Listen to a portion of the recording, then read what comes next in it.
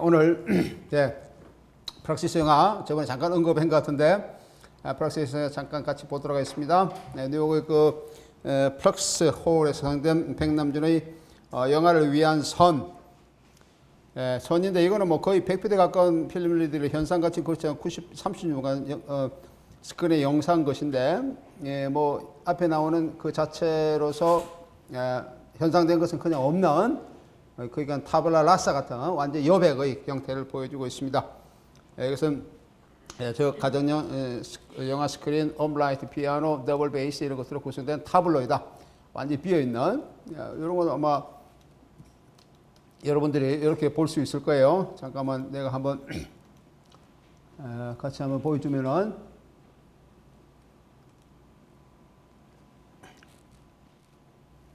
여기에도 나타나고 있거든요.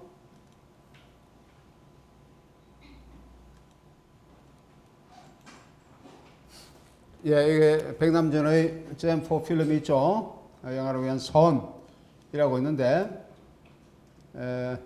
여러분들이 잠깐 보듯이 그냥 타블로 비어있는 타블로를 그대로 보여주고 있는 그런 영화입니다.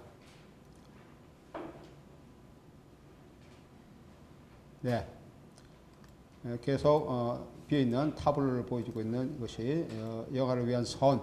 그 선이라는 개념이 어떤 깊은 사고 속에 깊이 침담한다는 그런 의미인데, 그죠? 여기서 완전히 비어있는 상태를 보여주고 있듯이 여기 나오는 영화를 위한 선이라고 하는 그런 부분이에요. 벨링정은 영화 재료 자체를 사용해 아무런 의미가 없는 필름을 영상으로서 미니멀리즘의 대표적인 한 예가 될 수가 있다. 이렇게 하는 것이고요.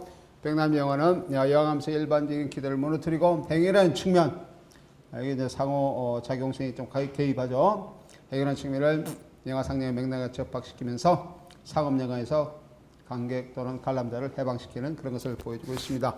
백령은 아무런 이미지나 소리가 없는 영화로서 관객의 자유 연상에 의한 타블로 라사, 조금 보았듯이 아무런 뭐 이미지나 소리가 없습니다. 없는 그런 여백 상태를 보여주는 계속. 그래서 관객의 일반적인 의미에서의 스크린의 관점에서 해방시키고 연상작용, 관객의 연상작용을 이렇게 나타내주고 있는 그런 하나의 새로운 의미의 미니멀리즘을 보여주고 있다라고 얘기를 할 수 있습니다. 요코 오노의 영화 넘버원 전체의 타들어가는 선량감을 보여주는 영화로서 역시 미니멀리한 극미한 사건을 보여주면서 그 위험성을 알리고 있는 것이고요. 오노의 입, 턱, 뺨을 크로즈하면서 8초간의 영화의 미세한 표현을 보여주는 영화이지만 이를 슬로우 모션으로 11초 동안 찍습니다. 그대로 보여주는 것도 상당히 반복적인 동일성 또는 약간의 미미한 차이를 나타내는 동일성의 반복인데 그것도 더 느려서 11분 8초 동안에 보여줄 수 있는 11분. 미니멀리즘 영화를 보려면 상당한 인내가 필요합니다. 상당한 인내가 필요해요. 이 시대의 1960년대 미니멀리즘 영화를 보려고 그러면은 그 다음에 시오미 쉐이코의 얼굴을 위한 사라지는 음악, Disappearing Music for Face, 1960년 퍼포먼스 작품과 다음과 같습니다. 행위자는 미소를 짓다가 작품이 진행되는 동안 아주 천천히 무표정으로 표정을 바꾸어 간다 라고 되어 있고요. 조지 매키스 영화 시피드라고 하는 것은 사용되지 않는 시피드끼리 투명한 필름들로 구성되어 있고요. 조지 블레이트의 입구 출구, 여기에서는 입구에 하얀 벽에 입구라는 글자가 보이고 천천히 오더니 다시 밝아지면서 출구가 다시 나타나고 있는 그런 것을 보여주고 있습니다. 입구 출구. 그것도 뭐 거의 마찬가지인데 여기 혹시 잠깐 있는지 한번 볼까요? 여기 나오는 조지 블레이트의 그 프락시스 영화 이런 것들을 여러분들에게 살펴보면 볼 수가 있습니다. 프락시스 영화의 입구 출구,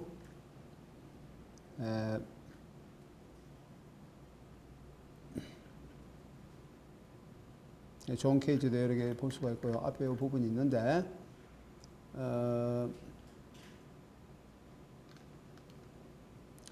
요거는 부분적으로 좀 있는 부분이에요. 이거는 전체가 있는 것이 아니고 부분적으로 잠깐 나타나고 있는 그런 곳이 되어 있고요.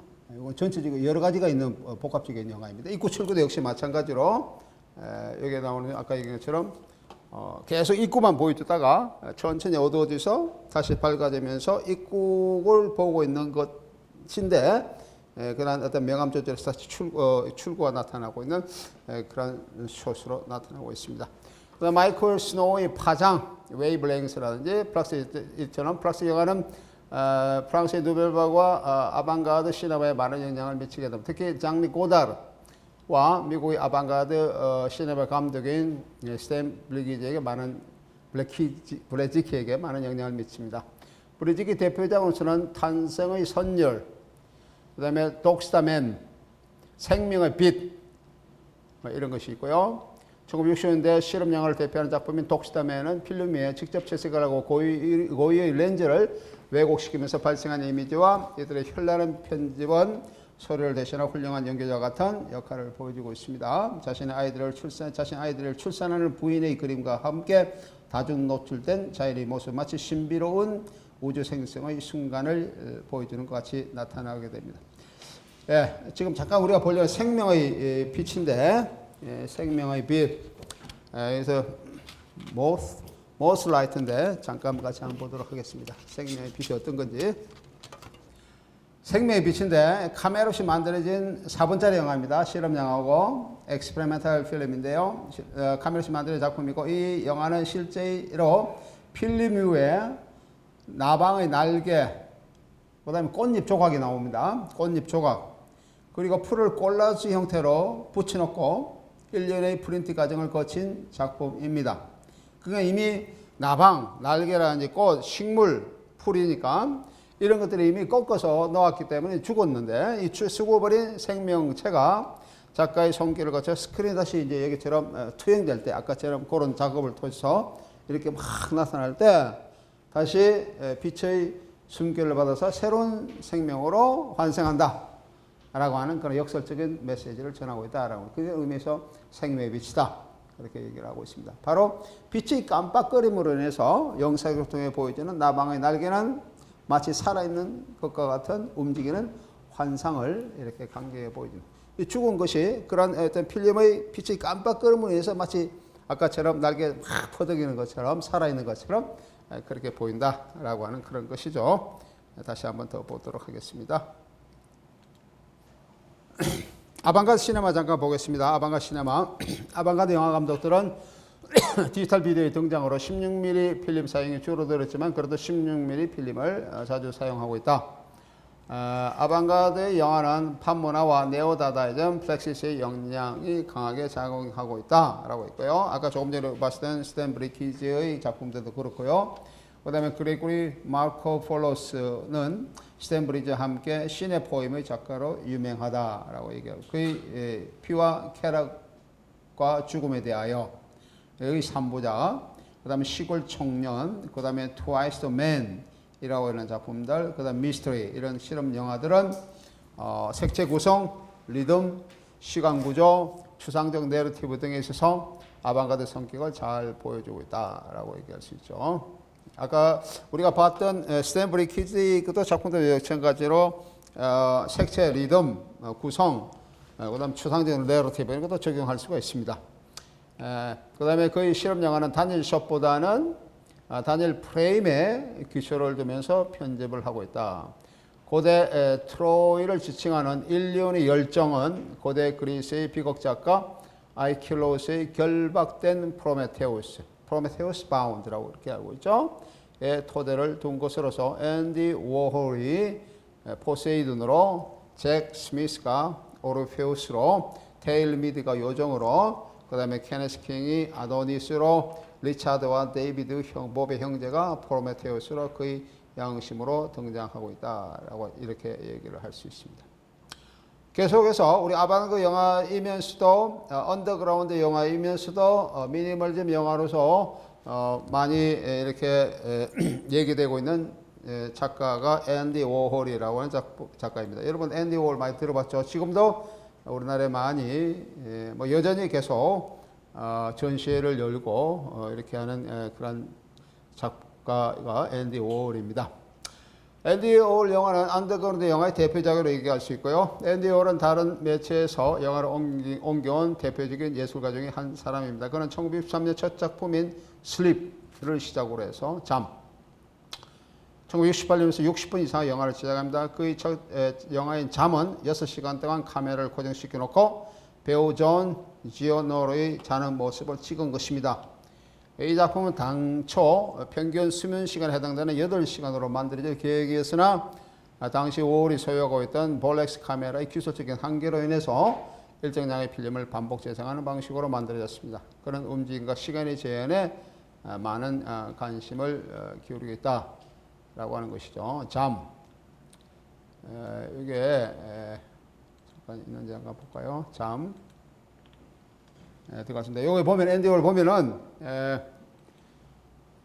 그대로 잠자는 모습입니다. 여기 나오는 아까 조금 전에 내가 설명했던 그 존 지오노의 모습을 그대로 찍은.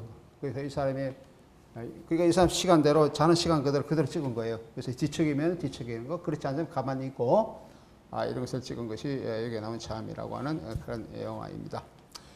똑같이 거의 유사하게 엠파이어라고 하는 작품도 있습니다. 엠파이어 스테이트 빌딩 앞에 카메라를 놓고 5시간 동안 일어나는 것을 보여주고 있습니다. 같은 시기에 만들어진 키스도 마찬가지고요. 키스하는 남녀를 클로즈업해서 찍은 것이고, 이건 한 30 몇 분짜리입니다. 30 몇 분짜리로 계속 그것만 찍은 것이고, 이트라고 먹기, 이런 것들도 역시 미니멀 영화를 보여주고 있습니다. 여기에 이트가 있는데 이트는 한번 볼 수 있는가요? 여기 있죠? 이트 한번 잠깐 볼까요? 1936년도인데요. 그 일종의 클로즈업의 상태에서 먹는 모습을 계속 찍은 거예요. 네? 먹는 모습을 계속 찍은 것이 이제 먹기라고 하는 그런 영화입니다. 여기 보면은 여기에 내가 조금씩 이렇게 들어다 보면은 조금씩 스킵할게요. 이걸 우리 40분 동안 볼 수는 없잖아요. 좀 스킵 보면은 계속 먹는 것을 이렇게 보여주고 있습니다. 예. 계속 먹고 있죠. 예, 계속 먹고 있죠. 예. 8분째 넘어가는데 먹고, 11분째도 계속 먹고 있습니다. 13분, 15분, 예, 17분. 이때는 이제 머리가 조금 상당히 기울어졌어요. 예, 17분, 19분, 예, 더 기울어졌죠. 22분, 24분, 예, 27분, 29분, 31분, 32분, 3분, 4분, 예, 이게 먹기, 예? 먹기 영화예요.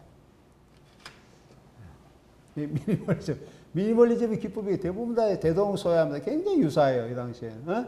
이 당시에는 40분짜리인데, 이거는, 뭐 이건 40분짜 약하죠. 아까 얘기하고는 잠은 뭐 6시간 동안 똑같이 자는 모습만 그대로 찍은 거예요.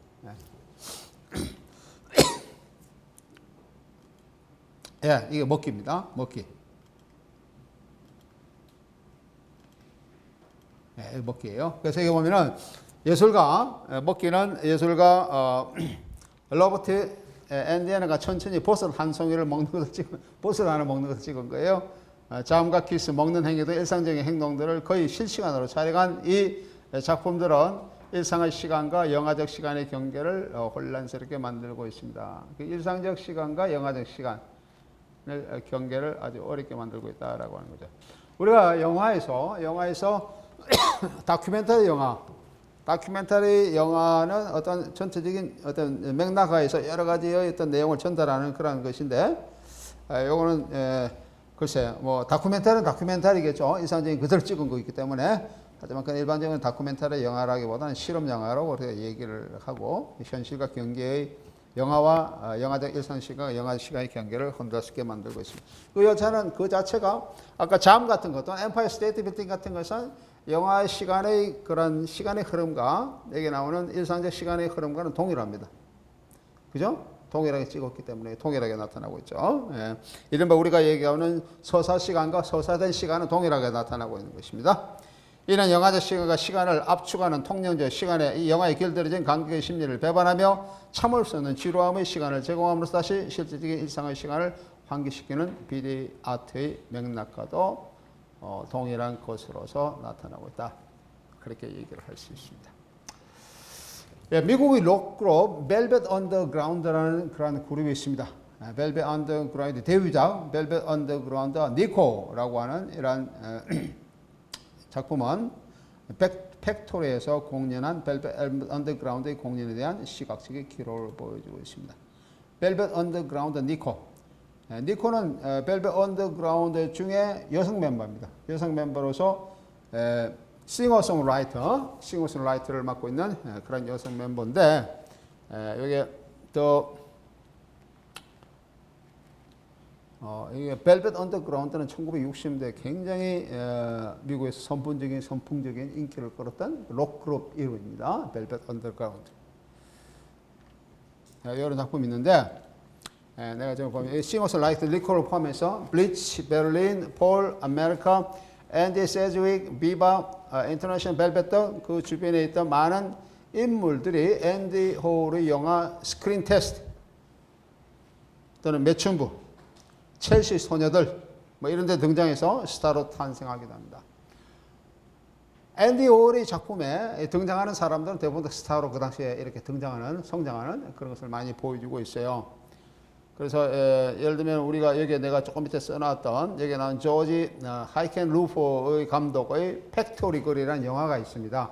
이 팩토리는 그 앤디 오홀이 작품을 했던 그런 공간을 팩토리라 그래요. 공장이죠, 이른바 팩토리 그런 곳에서 이 팩토리에 작업하는데 거기서 공연하는 그런데 등장하는 그런 인물들, 특히 이제 여성 인물 이런 걸 팩토리 걸이라고 그렇게 얘기를 합니다. 이 팩토리 걸 중에서 유명한 것이 배우로 나타나는 유명한 것이 이게 앤디 세조익이라고 하는 이런 여성인데 앤디 세조익 영화도 아까 위에 내가 잠깐 언급했었죠. 여기에 나오는 에디 세조익 이런 사람들이 앤디 오홀의 영화에 많이 나타난다라고 하는 겁니다. 예를 들어서 스크린 테스트라는 영화가 있는데 스크린 테스트 여기 1924년에서 26년까지 1964년에서 66년까지 보여주고 있는 것인데 이거 아주 특이합니다. 스크린 테스트는 잠깐 한번 볼까요? 어떤 건지. 이건 스크린 테스트는 영화예요. 영화에 에디 세조 아까는 스크린 테스트 영화의 니코 그렇게 되는 거죠. 예. 뭐 법 딜런하고 그 당시 유명한 1960년대 미국의 그 카운티 컬처의 대표적인 가수인 밥 딜런 뭐 이런 가수들도 전부 다 이게 스크린 테스트에 등장해 인물합니다. 여기 나오는 여기는 법 딜런이죠. 이렇게 나타나고 그다음에 이 기타리스트 이 그룹의 기타리스트인 그런 사람들도 등장하고요. 그렇게 상당히 등장함으로써 여기에 나오는 우리가 여기 얘기했던 언더그라운드의 기법이면서도 미니멀리즘 기법을 그대로 보여주고 있는 것이 앤디 오홀의 영화예요. 그러니까 여기에 나오는 아까 우리가 먹기 영화 같은 경우는 봤잖아요. 굉장히 유사하죠. 유사한 그 미니멀리즘 스타일에서 얼굴만 계속 보여주는데 아까 그거 좀 달리 얼굴 표정을 이렇게 보여줌으로써 그 의식적인 변화 과정을 이렇게 전달하고 있습니다. 그러니까 얼굴에 나타나는 얼굴을 보여주는 우리 얼굴의 표정을 보고 읽는 것을 우리 인상학이라 그렇게 얘기하고 있는데 또는 간상학이라 그런 표현을 얘기하는데 그 간상학의 기법을 통해서 마치 초기 영화가 얼굴을 이렇게 보여줌으로써 무성영화가 그렇게 했던 것처럼 무성영화가 얼굴 표정을 크로즈 함으로써 사람의 심리 상태를 이렇게 전달하려고 그렇게 했잖아요. 그래서 무성영화에서는 간상학적 또는 인상학적 기법 이런 것이 굉장히 강하게 드러나는데 여기서 앤디 홀도 이런 기법을 많이 사용하고 있다라고 이른바 네오 다다이즘의 그 기법으로서 이렇게 많이 나타나고 있다라고 하는 겁니다. 예. 정치적 사회적 텍스트와 강한 사진을 결합해 거리 광고를 공공미술 형태로 바꿔놓는 바바라 크루그는 팩토리가 소수 예술가들의 정열적으로 그들만의 완전성 혹은 불완전성을 생성하는 곳이다 라고 그렇게 얘기를 했습니다. 팩토리가 그런 곳이다 이라는 뜻입니다. 팩토리.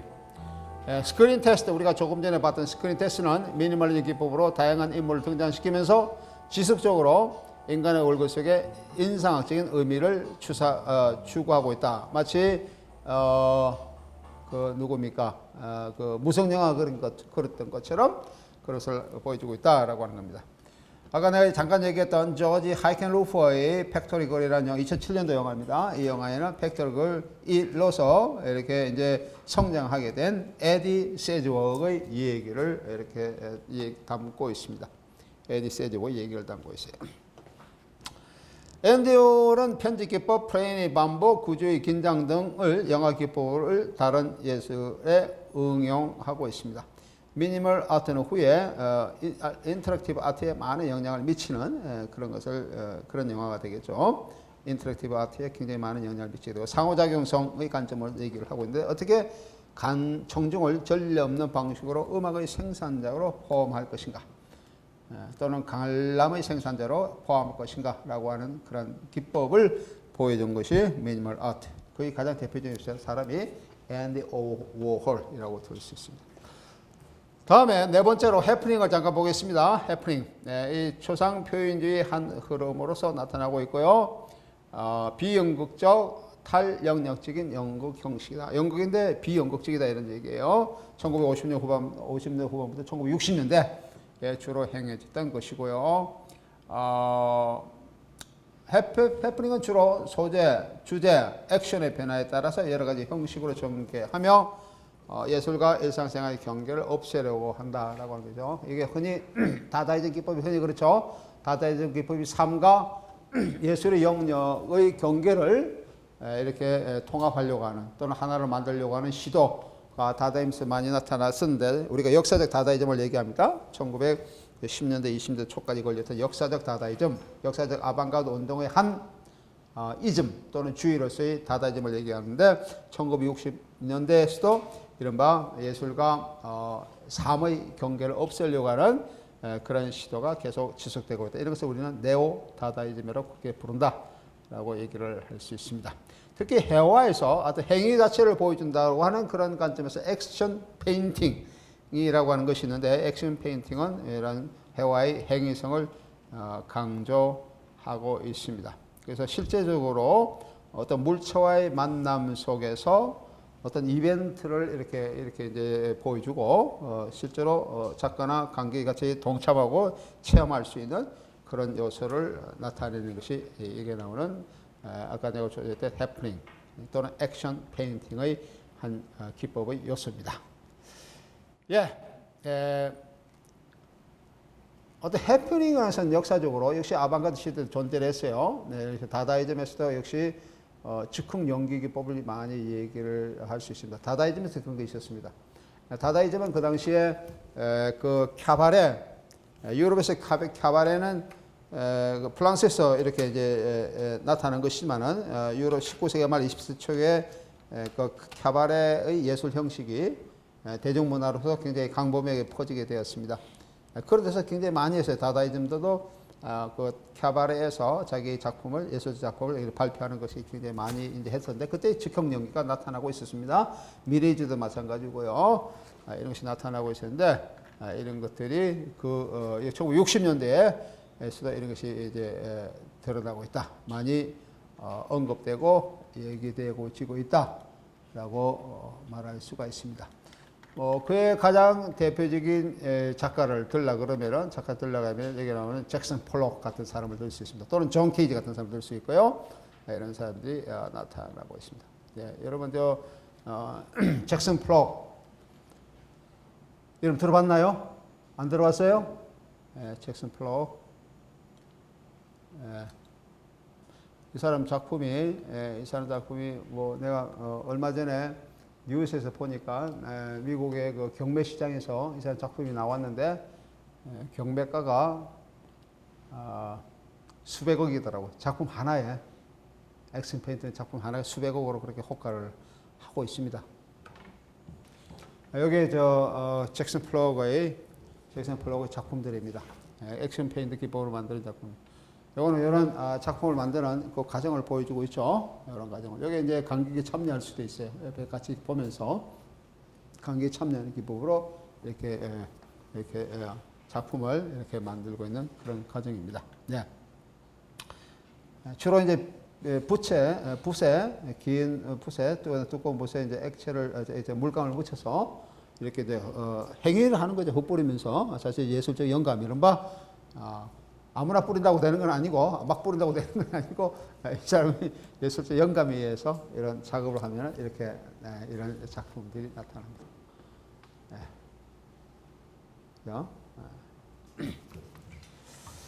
예, 이게 이제 잭슨 폴록의 작품이에요. 상당히 추상적이죠.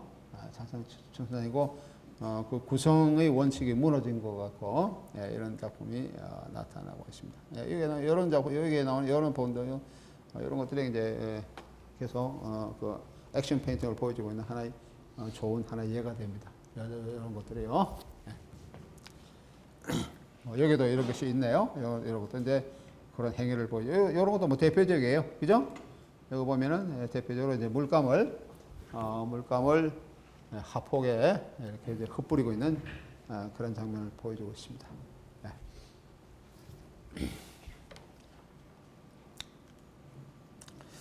예, 해포닝이라는 용어를 처음 사용한 것은 앨런 케플러가 1958년에 이렇게 쓰이고 있다라고 얘기하고 있고요.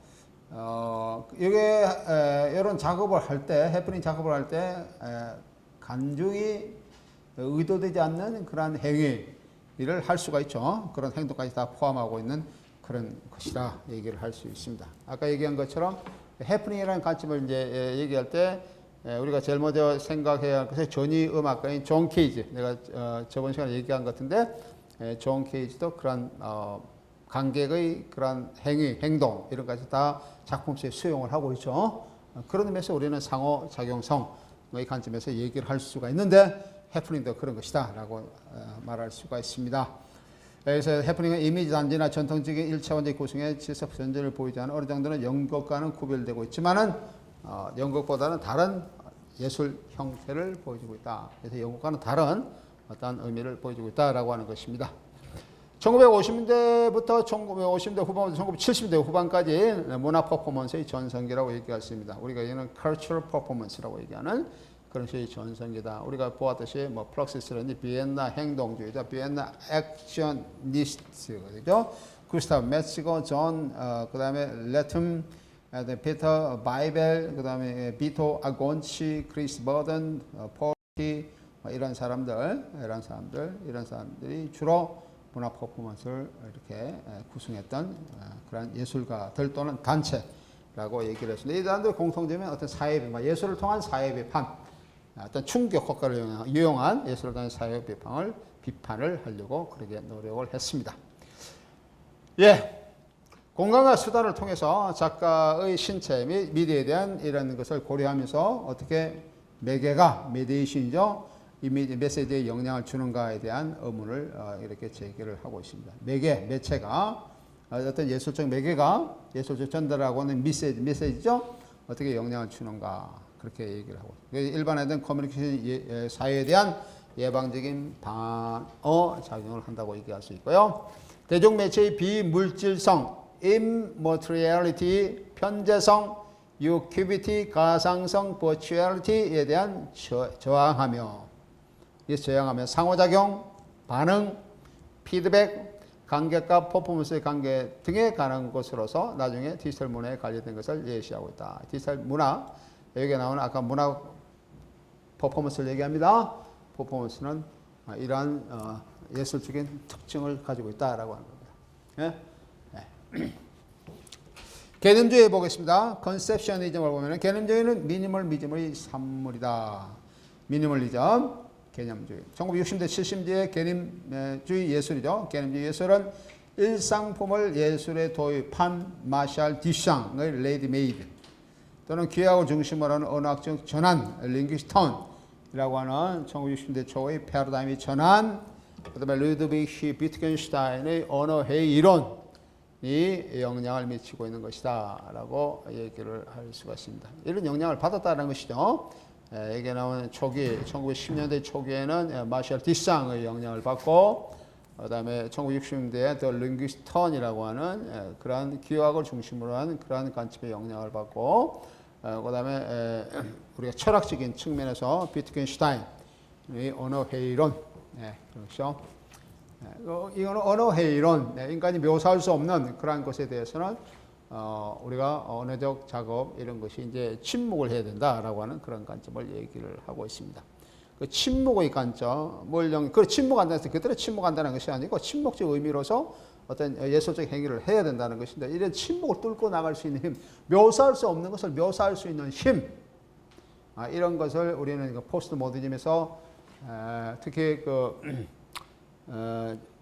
작 요타르 같은 사람들 이런 것을 이제 우리 서블림 숭고미라고 하는 그런 표현으로 얘기를 하고 있습니다. The sublime. 독일어 하면 das Erhabne라고 하는 관점이죠.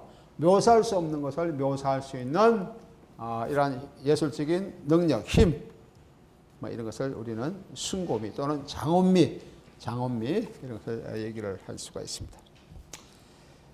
예, 미술 개념, 예술 개념에서 컨셉츄얼 아트에서 대상보다는 개념을 강조한 마샬 디샹의 영향이 크다라고 얘기를 할 수 있고요.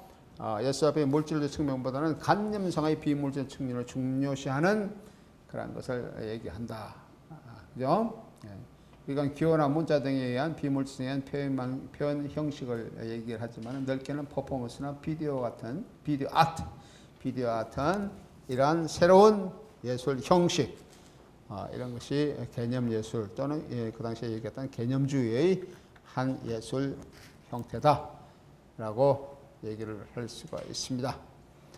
예, 개념 미술은 미술적인 형식과 내용을 물론 포함하겠지만은 그보다는 또 나아가서 언어적인 의미, 내용 이런 것에 의미 내용이 종속되면서 또는 제작 개념에 종속되면서 작가의 사고가 전면에 등장하는 그런 경향, 개념 그 자체로서 작가의 사고가 이렇게 상당히 많이 부각되어지는 그런 경향을 나타내고 있는 것이 이 개념주의의 예술 형태가 됩니다. 이런 것도 물론 상호작용성의 한 요소라고 얘기를 할 수 있습니다. 넓게 의미하는 디지털 아방가드의 한 구성 요소다, 한 주의다라고 얘기를 할 수 있습니다. 로버트 모리스 그 자체 만드는 소리를 지는 상자 이런 것들이 최초의 개념 미술이라고 얘기를 할 수 있습니다. 하나의 예입니다. 얘가 어떤 거냐면 얘가 이런데 나무 상자 두 개를 쌓아올린 이 작품은 3시간 30동안 만드는 과정에서 나는 소리를 관객에게 들려주고 있습니다. 관객은 이 작품을 보면서 소리도 같이 듣는 가운데 음향적으로 작품 제작 과정에 자연스럽게 참여하면서 시각의 이미지와 청각의 이미지 상호작용성을 인지한다라고 그렇게 얘기할 수 있습니다. 어떤 거 잠깐 볼까요? 로버트 모리스의 그 자체 만드는 소리를 지닌 상자, Box with the Sounds of Its Own Making이라고 하는 작품인데 1962년도 작품입니다. 이 작품이 이제 이렇게 생겼어요. 이런 작품인데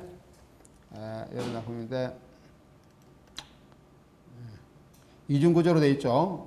아래 위 이층 구조로 되어 있습니다. 이층 구조로 되어 있는데 여기에 내가 조금 전에 얘기한 것처럼 이 상자를 두 개 쌓아 올리는데 이것을 만드는 시간이 3시간 30분 걸렸다고 합니다. 3시간 30분 걸렸는데 이 만드는 가운데 이 작품을 만드는데 여러 가지 소리가 음향적 소리가 다 날 거 아닙니까? 그죠? 이런 것을 다 포함시키면서 음향 과정도 같이 소리도 같이 들려주는 거예요. 제작 과정에 만들어졌던 음향 그런 것도 같이 들려주면서 작품을 보는 시각적 이미지뿐만 아니고 음향에서 나타나고 청각적 이미지 아까 여기에 나오는 이런 것들이 음향을 보여주고 여기 아니고요.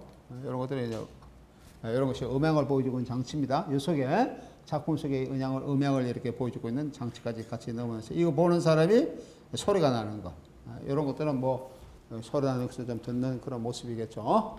소리랑 같이 보여주고 있는 이런 작품이 개념 미술의 한 유형이다 라고 얘기를 할 수가 있습니다. 예를 들면 이런 것이 한 예가 됩니다. 그 외에도 카드 파일의 솔루잇, 카드 파일의 형식으로 솔루잇이 화가가 만든 만개의 직선 이라든지 이런 작품들 이런 작품이라는데 테리 애킨슨과 마이클 볼드윈의 Key to 2020 Predicate 같은 작품들 이런 작품들도 개념 예술의 한 유형에 들 수가 있습니다. 또 다른 하나의 예술 형태로서 아트메일이 있습니다. 아트메일은 우편물을 프락시스한 예술 형식으로 간주하면서 프락시스 속한 예술가들이 우편을 통해서 예술로 이용한 것입니다. 이 우편이라고 하는 국제 우편 시스템이죠. 그 시스템을 예술로 한 것을 얘기합니다. 얘기하면 로버트 펠로라든지 벤 보티에, 켄 프리드만, 로버트 워츠, 백남준도 이게 포함되고 있고요. 그 다음에 딕 하긴스, 누보 레알리스트 같은 사람들, 에버 클랭이라든지 다니엘 스포리 같은 사람들, 이런 사람들이 여기에 나오는 메일 아트에 속한 사람이라고 얘기를 할 수 있습니다. 우편 배달을 통해서 나타나고 있는 여기에는 뭐 여러 가지 예술 형식의 우편 배달을 통해서 배달되고 있는, 그러면서 정보를 교환하고 있는 그런 것을 얘기를 하고 있죠. 우편 미술 또는 우편 통신 이런 것을 통해서 예술적인 행위를 하는 그런 것을 얘기하는 메일 아트라고 그럽니다. 프락시 작가인 존슨이 처음으로 시도되었고요. 그 다음에 1960년 뉴욕 통신학교 설립을 통해서 서로 이렇게 자기 안부를 전하든지 어떤 일상적인 내용을 전하는 그런 서신 교환을 하다가 여기 나오는 어떤 작품을 이제 예술적인 행위가 조금 더 깃들어지는 그런 것이 이제 여기에 도입되어서 예술적으로 이렇게 발전되게 됩니다. 이른바 콜라지 작품으로서 나타내고 있는 것이죠. 그래서 메일 아트는 엽서 형태의 콜라지와 그 밖에 소규모 오브제 작품의 형태를 취하고 있다. 콜라지는 여러 가지 예술적인 요소들을 한 예술 작품 속에서 같이 이렇게 드러내게, 묶어서 드러내게 하는 방법을 콜라지로 그렇게 얘기를 할 수 있습니다. 이것들은 기존의 예술제도에 저항하는 것이죠. 기존의 예술제도 시장에 저항함으로써 예술 행위의 또 다른 영역을 구축했다라고 얘기를 할 수가 있어요. 이런 것이 이제 국제적인 차원에서 진행되었다. 그렇게 볼 수가 있습니다. 그 다음에 상황주의에 대해서 잠깐 보도록 하겠습니다. 상황주의.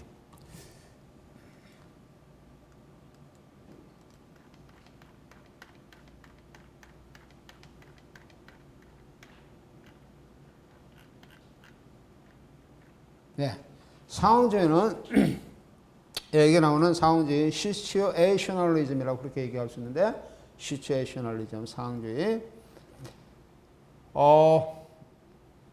대표적인 예술가 또는 작가를 들러가려면 여기 나오는 이시도르 이슈의 문자주의 운동, 어떤 원본적 차이의 흔적도 없는 하나의 단일한 예술 형식을 보여주는 것이라서 가장 대표적인 작가로서는 기드보르 같은 사람을 들 수 있습니다. 기드보르, 상황주의자 그룹의 하나의 저술가이죠. 기드보르의 작품 중에서 기드보르의 저술문 중에서 대표적인 것이 스펙타클의 사회라고 하는 그런 유명한 책이 있습니다. 상당히 많은 영향력을 미쳤던 그런 책이 스펙타클의 사회, 이런 것이 이제 상황주의 관점을 보여주고 있습니다. 상황주의는 1957년에 레트리스트 인터내셔널과 이미지니스트인 바우스의 운동에 통합되어서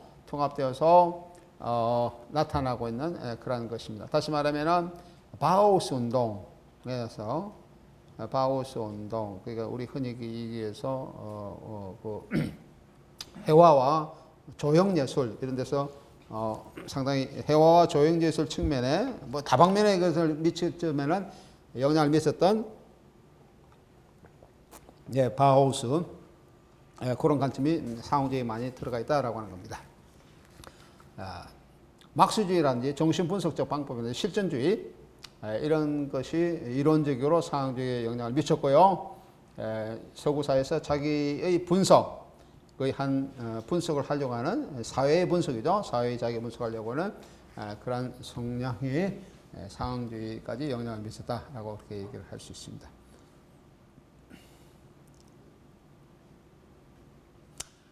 여기서 대중매체죠. 대중매체가 볼거리를 제공하는 볼거리를 제공함으로써 수동적으로 구경하기만은 무기력한 소비자, 대중을 무기력한 소비자로 전락시킨다. 이제 자본주의가 그렇게 했다라고 하는 것이죠. 이것은 비판으로 이렇게 얘기를 하고 있습니다. 그래서 어떻게 보면은 이 상황주의는 막스주의적인 자본주의 비판에 이론적으로 비판하고 있는 막스주의 영향을 상당히 강하게 받고 있다. 또는 정신분석학적인 영향에 굉장히 강하게 받고 있다. 그렇게 얘기를 할 수 있습니다. 상황주의의 이러한 관점은 1960년 출간된 아까 내가 얘기했던 기드보르의 스펙타클의 사회, The Society of the Spectacle 에 대해서 잘 드러나고 있다. 얘기를 할 수 있어요. 디드볼의 견해에 따르면 현대사회가 모든 시적인 능력을 억압하고 미술을 장식품으로 만들어 버림으로써 잘못된 표상만을 보여주고 있는 것이다. 이렇게 주장하고 있고요. 기존 질서에 대해 격렬한 문제의식을 제공한 기존 질서에 격렬한 문제의식을 제공했던 상황주의 활동은 영화, 그다음에 저술 이런 뜻이죠. 그다음에 직접적인 행동에 의한 정치 간섭 사회에 대한 비평의 차원에서 이루어진 것이다. 사회적 비판이 상당히 강하게, 특히 자본주의 사회에 대한 비판이 상당히 강하게 나타나고 있는 것을 볼 수가 있습니다. 예.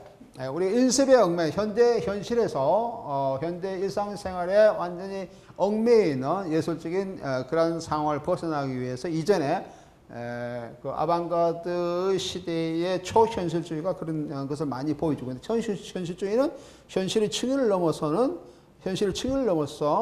우리가 얘기하고 있는 우리가 꿈이라든지 또는 환상의 공간에서의 예술적인 행위를 보여주고 있는 것이 이제 초현실주의인데, 그거와도 상당히 영향을 많이 받을 영향을 많이 받은 것으로 이렇게 보여줄 수 있습니다.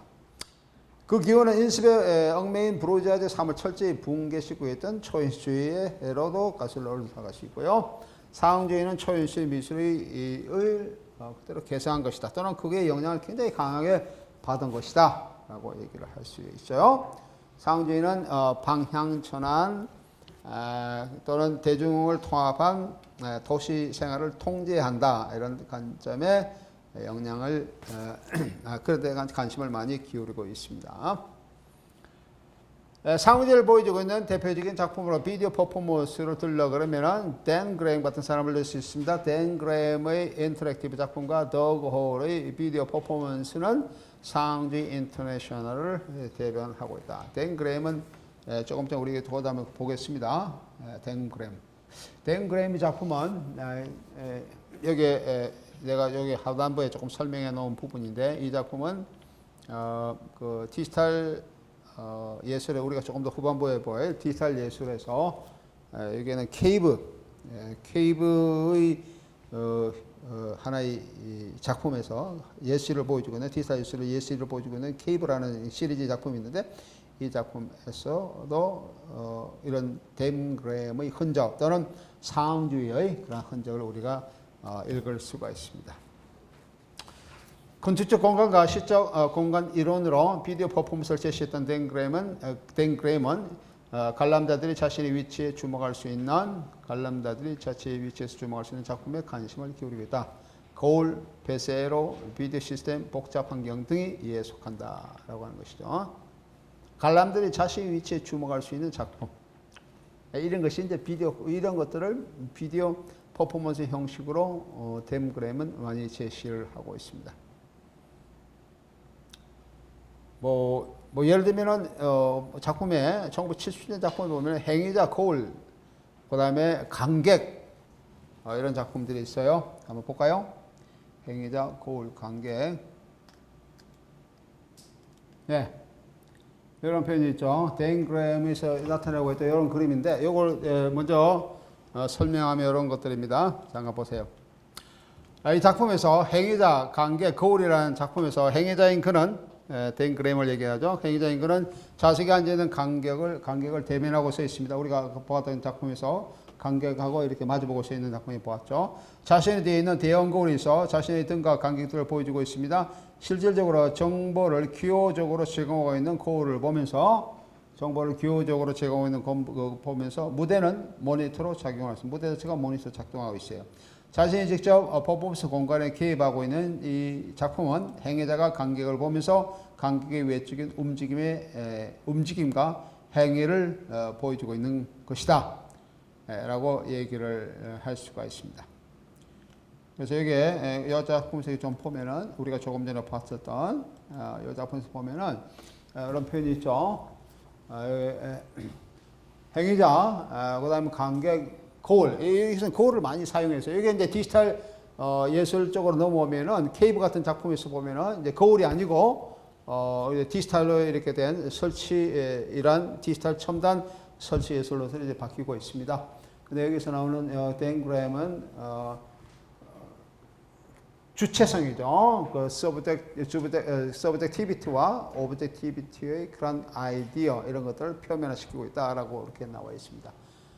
그러니까 객관성과 주관성 이런 것들을 표면화시키고 있다. 이런 것이 이제 만나는 이런 관점을 표면화시키고 있다.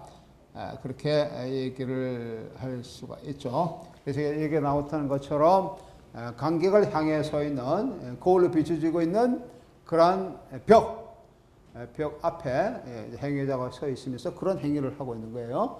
관객과 이제 소통하면서 관객의 관점을 자기의 거울을 통해서 자신의 관점 속으로 이렇게 받아들이고 거꾸로 거울을 통한 자기의 그런 서브젝티브의 관점을 오브젝티브 관객을 향한 오브젝티브의 관점으로 이렇게 다시 보여주고 있는 그런 의미에서 상호 소통적인 또는 상호작용적인 그런 것을 드러내고 있다라고 얘기를 할 수가 있습니다. 네, 여기 이제 이런 것들이 나타내고 있죠. 여기에 나오는 거울을 통해서 거울이 비치는 그러한 벽을 예술가가 사용하고 있는데 이러한 것들을 뭘 보여주고 있냐면 비디오에서 발견되고 있는 즉시성, 그죠? 즉시적인 그런 관점을 투영하고 있는 것이다 라고도 얘기를 할 수가 있습니다. 즉시성, 즉시적인 관점을 보여주고 있다라고 하는 것이죠. 그런 의미에서 비디오는 여기 나온 것처럼 present time medium이다 라고 하는 겁니다. 비디오는 이제 이 비디오 예술 작품인데 비디오는 present time medium, 현재의 시간을 보여주고 있는 매체다. 그렇게 얘기하고 있죠. 그리고 피드백한다 라고 하는 거죠. 피드백, 현재적인 그런 환경 속에서 직접적으로 피드백할 수 있는 매체다. 그런 얘기를 여기서 하고 있습니다. 이 작품에서 하고 있고요. 네, 여기 나오는 댄 그램의 그런 이런 공연에서 이러한 작품에서 역시 마찬가지로 직접적인 행위자, 그다음 관객, 행위자의 관객이 마치 비디오처럼 통해선 것처럼 현상적인 그런 관점을 제시하고 있다라고 하는 그런 것입니다.